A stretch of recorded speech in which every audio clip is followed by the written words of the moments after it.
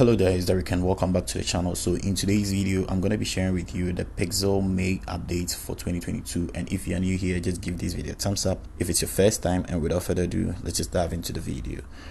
So this update size came around 33.70 on my Pixel 6 right here. And the first fix Google actually stated they fixed was the haptic feedback. And I think that was one thing I wasn't really okay with when the April update came through. But now when you scroll through the phone and then you try perform some actions, you're going to feel the haptics are back, and it's better than April's update at least. So that is one thing it was fixed in this new update. Per the size of the update, there is no serious feature being added or nothing serious being added to this May update. And also only the Pixel 6 series phone supports the haptic feedback updates in this May update. So the next thing they also talked about was the screen being waking up occasionally, and I saw this on my Pixel 6 and sometimes I thought it was Google Assistant causing this problem, but I found out that it wasn't Google Assistant because I could check on my Pixel 3 XL and I saw that everything was okay without Google Assistant waking up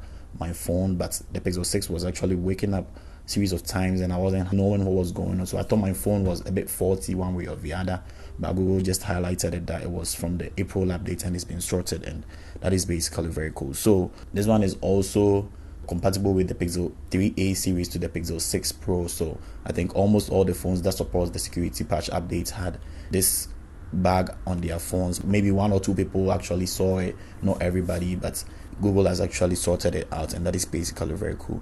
And another thing which I didn't see on my Pixel 6 was the Pixel launcher crashing when you restart your phone.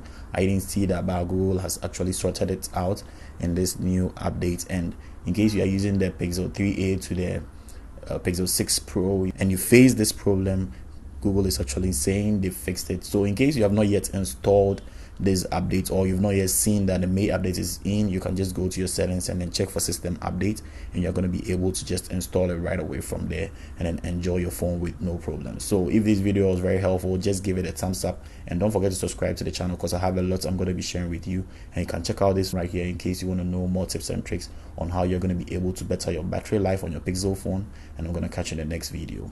Peace.